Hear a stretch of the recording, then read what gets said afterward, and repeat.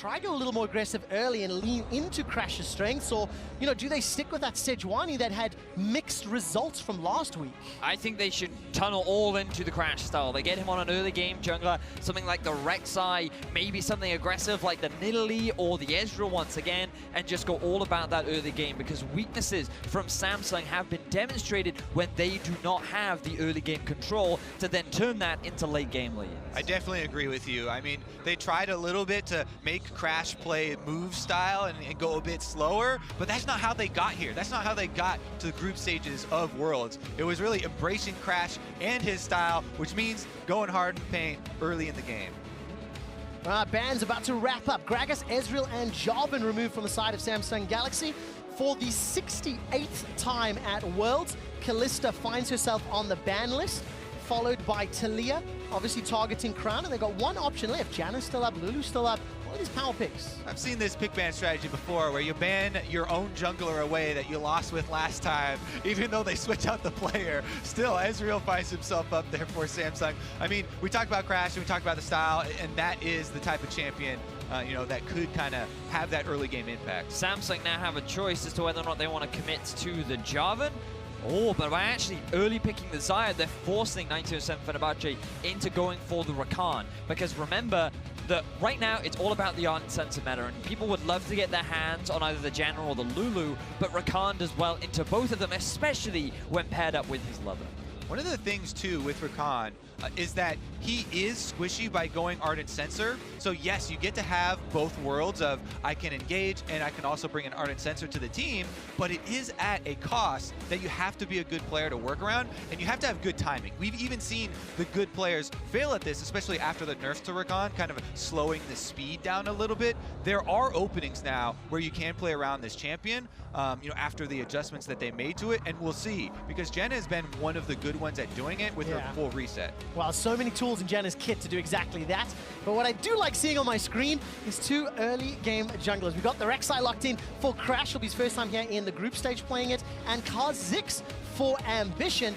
But it's going to lean a little bit into that Crash style that we touched on, Vedius, as Tristana closes out phase 1. I think it gives a nice bottom lane for 1907 Fenerbahçe as well. Interesting that Crown is picking the Kha'Zix here. Was talking a little bit about him in my picks to watch before Worlds even started, and how he often picked it into things like the Jarvan because of his early ability to skirmish. But here he's saying, you know what, I think I can also match the skirmish power of a Rek'Sai, and we'll see how that works out for him in terms of the early game. Second ban's coming through pretty quickly here, mid lane focus. Taking the Lucian out very early is 1907 Fenerbahçe. In response, though, the Syndra and some of the more meta control mages here from Samsung, it looks like. I think Crown would be fairly happy to play Cassiopeia or something and have some good backline threat. Looking at champions like LeBlanc as well, we saw it being banned earlier in the day, and from RNG. And I imagine that both these mid laners will not be afraid to get their hands on that kind of a mid, especially with so many taken off the board. All right, let's find out what they prioritize and who gets that counter pick opportunity. Quick update on Ambition's Kha'Zix. 10 games played, 9 wins, 1 loss career-wise. And 1907 taking their time to figure it out. Going to be locking in this Galio. Still has that flex possibility as well, which is safe, gives them even more options at this stage of the game. That's the thing I really like. It's something we highlighted a lot when the Gigabyte Marines would focus this champion, right? It provides a lot of mobility and a lot more potential for surprise plays. When you have Rakan engage with the Galio on top, suddenly it is a bit easier to go for those engages and still have the Ardent Sensor and not worry as much about being so squishy, because you've got this big Galio, you know, coming to save the day right behind you. Well, big Galio going into big Cho'Gath.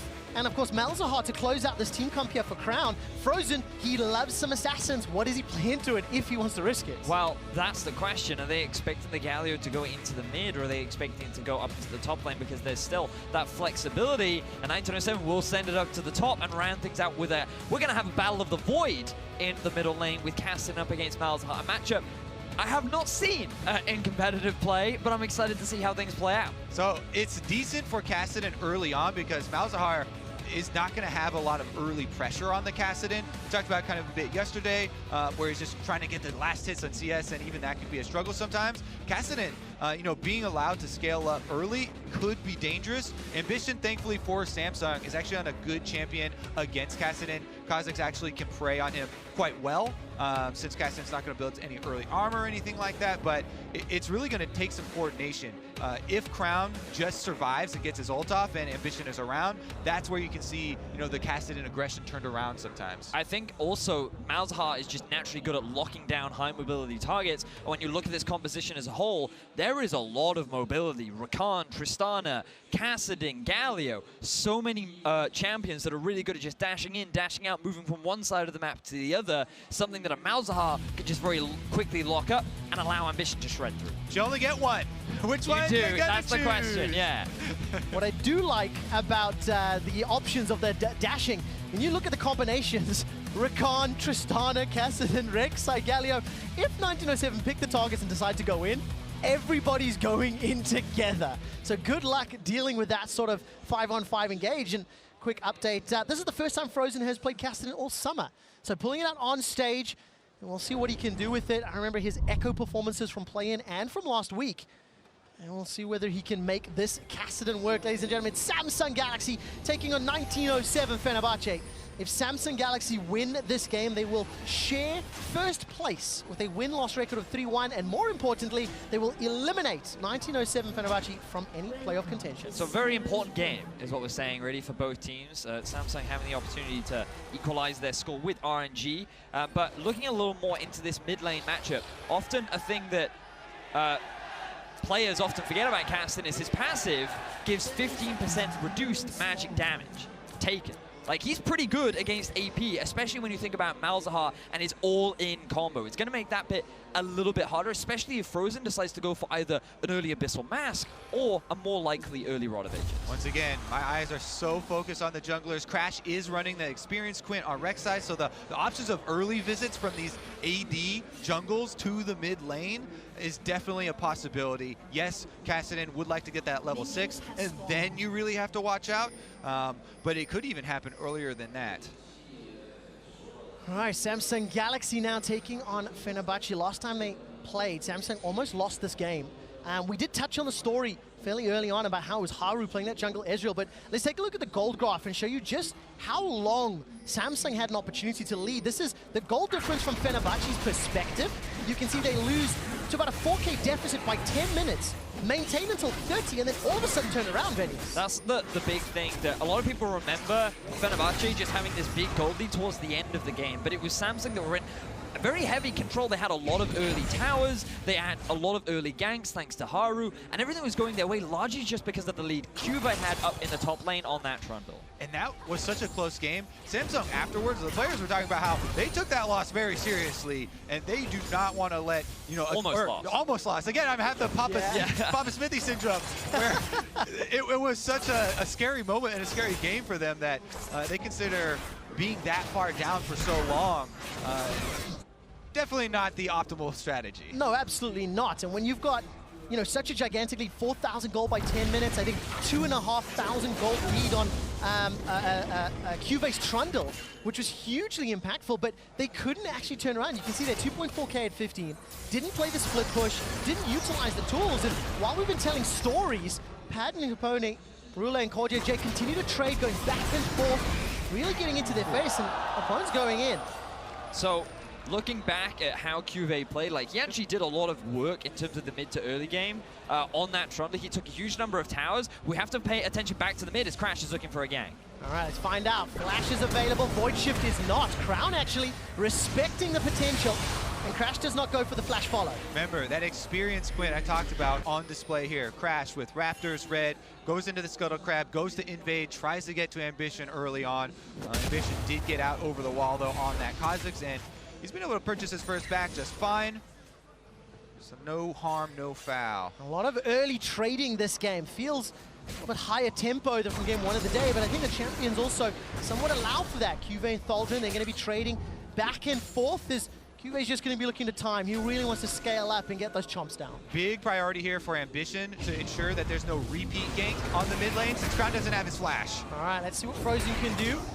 Let's try to get himself away. He's already used that summoner spell. There's no support from anyone else.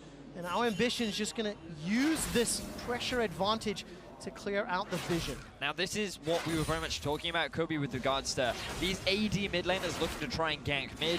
Now, every flash has gone for both Crown and Frozen, but Ambition had to use his as well. Frozen was in a good position in the lane that he could have just walked out from the gank, so Ambition wanted to try and force it, and now he's going for a repeat gank. Remember, no flash, no 6. Frozen, what are you doing? Now, there's no mana for Crown, actually, and all of a sudden, Crash is here to respond, so good counterplay by Crash. Yeah, they know junglers are around, sharks are in the water, so you don't want to overcommit to those chases, and that's where the vision around mid lane was so important there. They're able to back off. Crash even chases Ambition out after the one chicken steal. Yeah, not going to get any more of those Raptors this time around, and as we approach 5 minutes, a lot more tempo, a lot more things happening this time around with those two sort of damage-heavy junglers in the early game. But it's Rula and CoreJJ though once again getting pushed in is something that every time we look bottom, Padden and Japone just keep shoving them in, Vedius. Yeah, because the mid lane has drawn so much of our focus, we haven't even had an opportunity to talk about this bottom lane, and it's extremely important to do so because one of the players to highlight from 1907 Fenerbahçe is Pan. During the laning phase, during play-ins, this guy struggled a lot. His average deficit was something like minus 10 CS on average at 15. Like, he was really struggling during the laning phase. But coming into group stages, his performance has significantly improved. He's been holding his own against players like Uzi and Sven, and now Rula as well. And you can tie that into the fact that Rula hasn't had the best group stages either. Yeah, exactly. Plus, Padden playing into the Janna. It's one of the supports. They go gold runes all over the place now, so the combat effectiveness early on in the lane phase a lot less, and Janna just kind of sits back, shields the AD carry, so I'm sure he's happy to get the CS that he's getting here early on, but again, we'll take a closer look at Ruler. Yeah, 2.4 KDA, not the greatest. His damage rating shows you an adjusted expected damage based on a number of factors, and he's underperforming on the champions he's playing. Of course, one big factor for that is something Analyst S mentioned, and CuVee, we were talking about earlier, an average of 98 damage per minute for Rula on his Twitch game in their loss to RNG. Tells you how heavy-handed that defeat was. But it was also one of those situations where he never really got an opportunity to fight or utilize the strength of Twitch, and he was in a really disadvantageous matchup. So while it certainly is a low value, I can also understand how that value came to be. Oh yeah, it tells a story, all right. It tells a story of an AD carry getting dove over and over and over. Can't put out the damage when you're dead. Frozen tries to go in there and take away a large chicken, but don't believe the spear landed. All right, so even Stevens in the game at the moment. Flashes still not available in this mid lane, but very difficult to gank both of these respective champions. Of course, Frozen got Rifthawk available, and with Crown's passive, it's just a frustration needing to pop that before you can do anything after. Yeah, it is a frustration. It's a little bit less for Kassadin than a lot of other champions because at level 6, you're always threatening a Rek'Sai gank, right? Kassadin, with the Null Sphere, you pop the shield, and then you're always threatening a Riftwalk into a slow on passive-less Malzahar, and you kind of always have this unseen threat of, you better have wards on my jungler, or else, I have the threat of all ins. Crown has got his summoner available now. Got that flash heal. Frozen's got the option to TP around the map. Fairly standard, and on the side, the Turkish representatives, they've got the ability to play 1-3-1 very effectively. CoreJJ and Rula go through this control ward, make their way up. Nether Grasp and Flash is available for Crown if they want to lock down Malzahar. Malzahar has hit that level 7 mark now, so he's gotten a few extra points in his E. That means his wave clear is so much more effective. We got to stop talking about mid laners right now because Crash is in the jungle. All right, trading back and forth. Crash is going to smite away that Sentinel before he makes it out clean.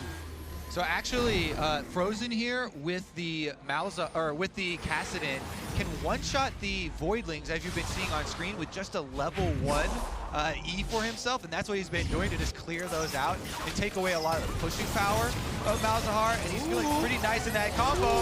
Featherstorm used by Rula. First blood available, but not yet taken. Padden needs to run away as CoreJJ not yet available with the Monsoon. Japone threw down the Ignite, and no one dies yet. Really good trade there. For both sides, in all honesty, but CoreJJ, he's still fairly healthy. His ultimate is going to come up soon, but Rula not feeling confident, deciding to back away. The burst coming down onto Pan after Rula used the ultimate was a little bit scary there, but Pan was able to walk out. All right, so again, still nobody dying despite excessive trades. First backs, by the way, BF swords were picked up. Lost chapter for Crown. makings of that Renovages on the side of Frozen, building his way up at least. Just slowly scaling our way into this mid-game. Fenerbahçe, 1907 Fenerbahçe rather, they've got themselves a small gold lead just through farming, which is a good sign for this squad. It's a decent sign. One thing that is another sign that could be bad for them would be the control wards here creeping into this river for Samsung.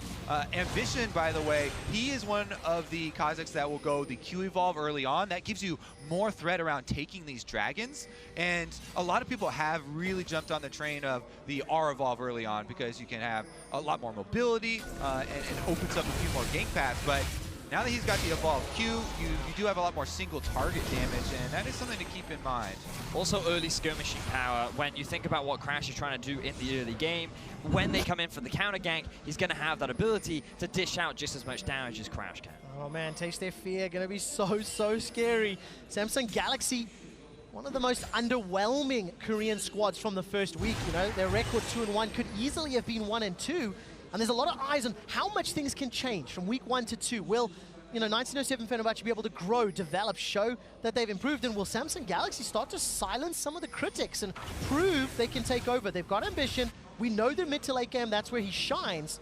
And we're slowly edging our way towards that. But it's also just where the team shines. When we look back at how they played against G2, it was their ability to fight in the mid to late game along with their decision making that allowed them such a clean game. And now we have to look at Japone as he's looking for an engage. All right, got the engage with the quickness, manages to get a follow-up knock-up. Beautiful first blood, and it's picked up by Frozen. 1907 Fenerbahçe are the ones to find their first kill. They kill him before the TP even starts channeling, and Thaldrin gets completely caught off guard. And Samsung, it felt like you know, they had seen Crash, but they didn't quite have you know, the whereabouts of Japone tracked for that one. And he came in half a screen away, immediately annihilate the Kassadin. There goes the dragon, so no chance of the evolved Qs taking that one down. 1907 Fenerbahçe very happy with the first blood and objective. And just as we were talking about Samsung, their ability to play mid to late game, one of the things I wanted to start looking at for 1907 Fenerbahçe was their ability to start forcing plays. They have the Galio ultimate. They have a teleport on top of Kassadin. They can start roaming around the map and looking for picks, but they just have to come to the mid lane. Japone roams up from the bot. He can see that his AD carry has come back to base, and they use the fact that SSG just have this small dip in vision, and they're not expecting this very quick 3-man collapse. Such good play out of FB. Teleport's going to come down into the mid lane here for Frozen. And instantly, a little bit of chunk damage. But there we go. First blood, first dragon as well. And this will allow the Turkish representatives just a little bit more control. They actually averaged a gold deficit at 15 minutes through the week 1 games of 1,700 gold. They're around 700 up. So I want to track how these next 7 to 10 minutes go. If Frozen can continue to increase his lead, if Padden can start to get an item advantage with the help of his teammates, there's a lot of tools on the side of FB to just completely take over this game. Oh yeah, a big part of that Kassadin pick, you know, in the last round there is about getting through the mid game so effortlessly. And now, with the kill actually going over to him, it's pretty big that within all that burst and the flashy play, he was actually the one to get the last hit.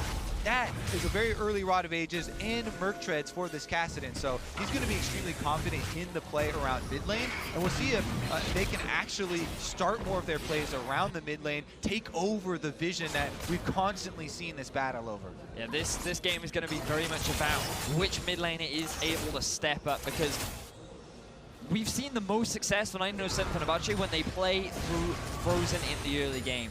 This guy achieved many accolades within his own region during the TCL, and coming into the play-ins, he was one of their star performers. And while Pan, he certainly shined in the late game team fights and he was a big carry, it was Frozen that allowed them to get there, and he was always the player that we were watching as the early game progressed. Yeah, but giveth and taketh, because his Echo last week, jumping into the Lulu, of course, was the game-turning play that allowed SSG to just turn everything around. You know, FB had been sieging for a long time. I think you could see some of the cracks in their macro, some of their inability to break open Samsung Galaxy, and that's what allowed Samsung to win that game. Let's see whether or not it can happen again. Ornn sensor completed for CoreJJ in the bottom lane. Ruler getting very close to the Essence Reaver. Adaptive Helm for QuVee up in the top lane as well. First item starting to trickle through. We've touched on that Rod of Ages, Infinity Edge on Sensor. So everybody hitting that one item spike. And now we're going to get into these mid-game team fights. Yeah, we look at item spikes. We also got to look at some of the wards that are lit around the map. CuVee, you were just talking about them. For deep vision, that is gained through priority in the middle lane. And typically you don't always expect that from a Kassadin. But because he got that first blood, and because of the constant pushing power in the bottom lane, Crash has been getting these deep wards in and giving Frozen a little bit more freedom as he plays very aggressively towards Ambition. Yeah, he's got some backup here as Crash as well as Japone are around mid lane once again to defend that vision. And it's one of the big points that we always bring up is people, very often a lot of the early game deaths will be over a control ward. You know, these fights over vision are very real stakes, and people are often willing to even overcommit to them. As we saw there though, they did have some backup and it was necessary. Well, there's 2 teleports on the side of FB. Of course, Thaldrin's still available. Frozen's is on cooldown. We've actually not talked about the top lane at all because it is that tank v tank Galio v matchup. Cho'Gath, man. It's even CS here between Cho'Gath and Galio, but we're getting to the point that they're now going to get involved, right? They've got their items, they've got their TPs, and anytime an initiation breaks out, let's see who's going to be quicker on the trigger finger and whether or not Thaldrin's heroic entrance will be pivotal. Yeah, because while the champions themselves could be game-changing, you've also got to look at who the players are, because for Thaldrin, he is the big captain for FB. He was the guy that led them through the playing stages and is often the father figure, the guy that they can rely on to keep their confidence up. And CuVee, he was considered one of, if not the best top laner coming into the tournament. There was a lot of praise. We've seen him get amazing outplays last week in their game versus RNG and G2, and both eyes will be on these top laners to not only see what they can do with their champions, but also in this game. All right, where is the initiation here for 1907 Fenerbahçe? They've got to defend against a 3-man push. CuVee's the first to arrive. Padden did not leave the bottom lane. It's chip damage on the mid, but nothing more. Yeah, as threatening as Kassadin is, you know, in a 1v1 scenario or chasing people down, again, always the weakness everyone will highlight is the wave clear. So a quick little jab there from Samsung to try and get some turret damage, but the threat of the collapse from 1907 Fenerbahçe was just too scary for them, and they do back off immediately. Personal pet peeve, look at this now. Crown's going to get flanked. 3 members, Crash and Japone, coming in for the engage. He feels the collapse coming. He knows it's coming. The tremor sense is going to make it visible. The Gleaming Quill unable to pop the Void Shift. So risky and brave from Crown, but he knows supports coming in through the river. All right, Unburrow comes out from Crash. Ambition decides to leap forward, and Crash blows that flash to get over the wall. Yep, they've got a recall here from Padden. He wants to go purchase right now, so they don't want to fight. They want him to get his purchase off before the Drake spawns. Recall timers are an objective of themselves in the early game because preparation is so big for these objectives. Also look at the TPs. All are now available. Every summoner spell is up. Every player is reaching the 2-item spike that's going to indicate the start of a fight. And this is where Samsung really come into their own as a team. And you see that slight discrepancy in the recalls, you know, plus the slight advantage in the game currently that they have allows Crash to just start up this Mountain Drake, and it will be an easy execute. So second dragon for Turkey. This could be very important. Secured there by Crash. And 1907 Fenerbahçe, they extend this lead even further. Talked a lot about the top laners, and Thaldrin was chunked down low. Took a lot of damage from CuVee, who's, again, just farming up a storm. Very comfortable, very happy. And, you know, we're getting into this mid-game, into this mid to late game scenario, and 1907 Fenerbahçe get a second shot at Samsung Galaxy, get a second shot at taking down Crown and the boys on what is a very even, very equal footing right now. Might not be, as they go for a dive. All right, Chomp has already come down the feast, unable to get the kill. No more mana for CuVee. Frozen, not really going to have enough damage yet. But that's at least a summoner spell used. I mean, Samsung Galaxy are able to escape, not able to take Thaldrin down. Like the teleport from Frozen, just to guarantee the safety of his top laner. If he hadn't had that threat, they might have decided to commit, but CuVee had no mana anyway, so it could have gone either way. Now we have to keep our eyes on the bottom lane. Let's see what will happen here. The tower's the focus. Rulo's going to put some damage down. Crown's making his way in. Remember, teleport's available for CuVee. Yeah, Samsung attempting cross-map plays here. Gank on top side, then walking all the way down to bottom side. Crown and Ambition threatening the dive here. But they're going to abort that mission as well, with the vision in between going to dissuade them. So Samsung, a couple of attempts here in the mid game, but fended off fairly quickly. I mean, it just feels like both of these teams are pretty even at this stage. There's a few attempts on both sides. There's a few potential setups, but nothing yet is coming. Frozen going to be able to pop Crown's passive and look for something further. And now I'm looking for the play from 1907 Fenerbahçe, the heroic grand entrance. Rakan dives in, Galio jumps down on top of him, and then that just gives so much space for Crash and Frozen and Padden to clear up whatever is caught in the tons of CC that can come down. Will result the biggest boom of World's group stages. Other than North America, obviously. Well, They're not even playing today, dude. Relax. I had to bring a bit of comedy value. It's a slow game so far. We're approaching 20 minutes. Let's backtrack to the game, lads. Now, SSG, they're on track to get themselves their first tower of the game. And they got options because, of course, their mid tower is being chipped down. The top tower is being chipped as well. 1907 Fenerbahçe going to be in trouble as Frozen's going to get locked down and shut down by the Nethergrass. Teleports channeled and cancelled from both. And that's the first kill for the third LCK Seas. Great move. They're finally able to find the play around mid lane and punish Frozen here with that crowd control from Malzahar, immediately locking him down. As we said, ambition on the Kha'Zix gets to bring that damage to cut right through him. Lethality already picked up for him, so he really can make that one work. Love the duo combo, being able to shut down Kassadin. We talked about how if he has no mobility, it becomes very easy to kill him, and now they have priority on the middle lane. All right, QSS picked up by Frozen. 1907 Fenerbahçe will lose their first tower in all 4 games.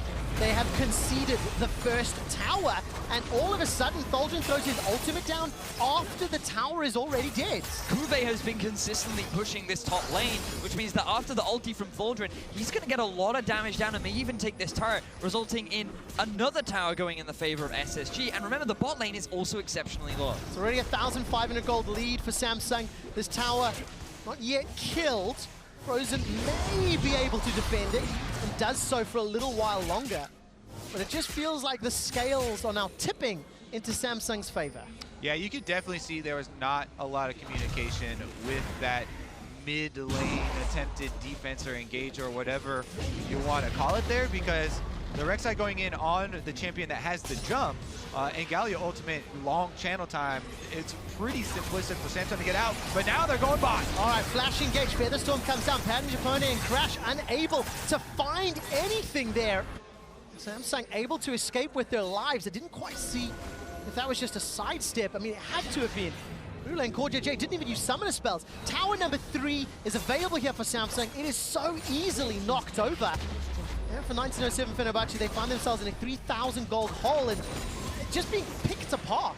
And initially, we wanted to see from FB them playing the Crash style, play the early game. They get a flash out from the ground. We think, oh, they're looking to try and make level 6 plays. They're trying to be early aggressors. But now they've slowed the game down.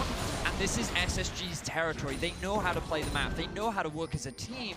And they're capitalizing on the lack of experience, to say, from the side of FB. And it's definitely moments like that where you feel for the team, right? Crash is an emergency sub for these guys. And yes, he can communicate with Frozen, but then there's delayed kind of communication with the rest of the team, and it's not a perfect scenario, but they've been trying to make it work, and they are still alive in this game, although Samsung just made such a huge surge. Look at the gold lead now. They certainly have. The one thing that FB can still rely on is that their composition still scales relatively well. The level 16 Kassadin is something you always have to be aware of because of his 2-second ultimate. He's on his way to completing his 2nd/3rd item. You have the late game Tristana too, and Galio is one of the strongest tanks when it comes to this late game point. So it's all about how well can they match up against the team fighting power of SSG. Well, team fighting power gets empowered by an Infernal Dragon at this stage of the game. 2 and 3 items starting to spawn. Righteous Glory picked up for CuVee. Rapid Fire Cannon sitting in Ruler's back pocket versus the Shiv Eye Edge of Padden. And of course, it looks like both teams are fully aware of the positioning. FB, do they want to channel this? All right, Thaldrin's teleporting down towards the mid lane. is going to look for an engage. 1700 HP on the Infernal. The engage comes in. That's a two-man knocker. Here comes the hero's interest. Thaldrin and Frozen looking on the back line. That's a four-man taunt. That's another kill for 1907 Fenerbahçe. Ruler throws out the Feather Storm. Not going to be able to call the Feathers back, but it's Samsung Galaxy destroying FB. Thaldrin sitting on the front line. Padden gets caught up by the Rupture. Forced to run away. He's dodging, dipping, ducking, and diving. He can't auto-attack enough. And Samsung wipe FB. We questioned, could FB challenge the team fight power of SSG, and the answer is no. 2 kills in favor of FB, but 5 for Samsung Galaxy. They get themselves the ace, they get themselves the Infernal Drake, and they're running it down mid. The post 20-minute surge from Samsung, just incredible here, taking over the game. And Ambition, they look so comfortable with him in the game. Great calling from Samsung. It felt like once 20 minutes clicked over, they just went, okay, now we play. Gloves come off, make a few punches, 4 towers, a dragon, and an ace to boot. Now, keep your eyes on the positioning of Ruler, because he was under a bit of scrutiny about his performance so far, but he chunks Crash out. He's not the one being engaged upon it. He's just free to deal all this damage. Still yet to be touched. We get a replay of Crown as he's very happy to see the end of that fight, and then we don't get to see the fight ourselves. So there's the damage, proof to what I was saying. Censored for your eyes, you only get to see that one time. But Ruler, he did a lot of damage, guys. Yeah, very well played. And you know, we were talking about his performance and some of his, I don't know if inconsistency is really a fair word, because they got crushed by RNG and he was on a Twitch, so what can you do in that scenario? However, there are some critical eyes being thrown on all 5 members of the Samsung roster because of their week 1 shaky performance. And now that we've entered the mid game good and proper, Samsung are fully activated. Guardian Angel on Ambition leading the way, and they're going to look to shut down and eliminate 1907 Fenerbahçe from World's playoff contention. Consistency is going to be something that is always brought up at Worlds, and it's such an elusive goal in the best of one's group stages. That's why everybody is like constantly chasing this kind of just out of reach. There's so many things that go so differently game to game. This time around though, Samsung going to be able to set up around Baron next with a lot of this deep vision you can see in the red quadrant jungle of FB. That's going to pose a lot of problems now that Ambition also has gotten his 2nd evolution. And it feels to me that Samsung are just in their comfort zone. This is exactly how they played within the LCK. FB have allowed them to get to this point, and now they're setting up for the tower siege. You can see CuVee down in the bottom lane. Samsung are grouped up as a 4-man unit top. They've gotten so much deep vision down with the controllables, and Crash tries to engage. Oh, Ruler didn't back away quickly enough, but gets a lot of sustain and heals. Turned around as Crown's able to kill Padden. Now there's no damage. It looked so good at the start, but the turnaround is better. Thaldrin trying to get the taunt down and not going to be able to find it. The engage interrupted. CoreJJ, the monsoon, will send tears down 1907 Fenerbahçe fans' eyes, and Samsung are not done yet. The inner top turret is the focus, and CuVee, by the way, says, I don't care, bros. He's continuing to push the bottom lane, and he'll take that tower as well. All of that engage just stuffed by Samsung so quickly there. Janna ultimate on point from CoreJJ, but even before that, pulling out the kill 4 versus 5 with the focus onto Padden. Really impressive team fighting once again from Samsung. This is why they were praised for it coming into the tournament. Yes, there were question marks, there were holes in their play in week 1, but the Korean teams always get better when it comes to Worlds. Week 1 performance into week 2, these teams know how to grow. And looking at Samsung right now, seeing how clearly stronger they are in this mid game, especially now that the map is wider, I don't think Haru's going to see another game today. Ambition very clearly leading the way forward. I mean, Crash just gets run down. Infinity Edge completed on that last back. Ruler and the rest of Samsung Galaxy just in a dominant position. You know, when I think about top-tier teams taking on these emerging region squads, this is actually the type of game I sort of expect. Don't put yourself in a risky position early. Even if you go even until mid-game, rely on the experience and the macro to take over. And that's exactly what Samsung have done and demonstrated in such clear fashion. It's one of those instances where you think that early dominance is needed to demonstrate your superiority, but the slow patient game can do the same as now Samsung they started off the Baron. All right, is it going to be this? Actually, it's just gone. Oh, they're not even going to get close. FB unable, maybe unwilling, maybe not on the same page. Everybody had flash, everybody had tools to get into the pit, but it would have been 4v5 at best. Exactly. I mean, what are you really going to do? Your jungler is dead. Against a Feast Smite. Yeah. So it's all going from bad to worse here for FB. And now third items being completed for Samsung. The gold lead is about 9k. If they win this, they knock out 1907 Fenerbahçe from contention to get to that quarterfinal spot, and Samsung will tie up the score with RNG. Well, that means that FB become heartbreakers. FB, of course, still have to play RNG and G2 eSports. So with G2 picking up that win against the group leaders, we could find ourselves into very interesting territory as the day plays out. Now, before that, of course, Samsung need to use this Baron and break open the base, but their macro and their map play has just been exquisite for the last 10 minutes. Where do they go with this, Kobe? I like your heartbreakers term, actually, for this team, because, I mean, straight from the play-ins, right? They were able to take the #1 seed, you know, moving through the play-ins from HKA, and actually that's how they were able to upset and get to this point. So definitely a term, I guess, that they'll be used to, and a position that they have been in before. Now we have to keep our eyes still on Padden. While he hasn't had the best game as of yet, something that he was still praised for during the play-ins was his late-game performances. 3 items on the Tristana. He has the boots to boot. He's level 15, and he could still be one of the big carries for the team. Someone that you can never really afford to underestimate as Samsung look to break into the base. Let's see whether or not he can survive long enough against Ruler, Crown, and Ambition. All right, Ruler, Crown, and CoreJJ, though, in a 3-man siege. That was chunked down Padden. That was gigantic burst of damage. The Storm was available, and Padden really fancies himself another shot. All right, that Void Swarm going to allow the tower to get taken down, and the base is open. Double Infernal Drakes to the side of Samsung, helping them out with this high damage dealer comp. And by the way, CuVee is still playing PvE. CuVee did not load onto the PvP server. Today it's about PvE. He's looking for the buffs. He's looking for the towers. He's still alone. He's got the tower.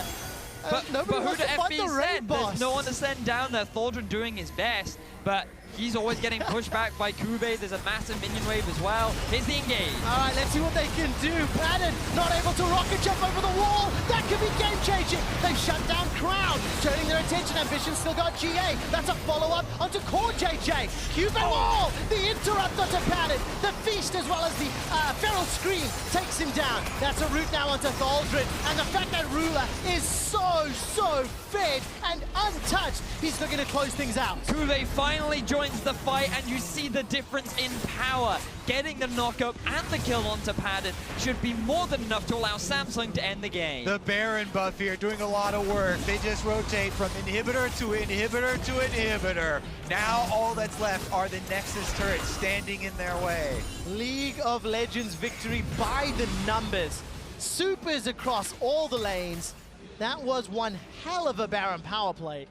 And Samsung not going to risk making a mistake in the base, not going to risk throwing away any lead that they have accrued, all 12,000 of it. Instead, go back, spend the money. Look at that scoreboard on the bottom, guys. Huge items being picked up. And Samsung, 1 lost siege. That's all they're going to do. Tie themselves for first in the group, go to 3-1. Insta-buy Mercurial from Ruler. That's not really what you want to be seeing if you're FB, but you are at a 12,000 gold deficit, so there's very little you can do about it. Level 18, CuVee coming up huge for the team, and now they're on track to get their 3rd win of the group. Interesting, setting up the next match as well. You talk about the 3rd wins and what does this do for the group. G2 are just coming out of a very quick victory over RNG, and now they're going to be playing Samsung, who have kind of a Samsung-esque win here, right? Yeah. Very calm and collected, even though they did get behind early on. That's going to be their next matchup, and this is going to put a lot more weight on it. Yeah, really well. And what a great confidence booster for Samsung Galaxy. Close out the game, such Samsung fashion. We're comfortable, and we'll see the 2 undefeated teams for today, going head-to-head. And that will inform us how the rest of the group plays out. 4,300 gold was that power play as Ruler chunks down Crash. 1907 Fenerbahçe need to defend this base, but I don't think that they can. Silence goes down to Frozen. He buys some time with the Hourglass. Charm comes down from the quickness, but that's 1, 2, 3 quick kills for Samsung. They're going to shut down Padden on the way out as the last man standing is Thaldrin. Ruler is hammering away on the Nexus, and Samsung Galaxy eliminate 1907 Fenerbahçe from Worlds 2017 playoffs. Very clean game overall from Samsung, much more of what we expect from this squad. The last time these two teams met, it was a struggle. FB were able to put up much more of a fight, but this time SSG, they came in prepared, they came in, they played calculated, and they shut down the Turkish representative. You can see the heartbreak on the side of Japone there on that close-up.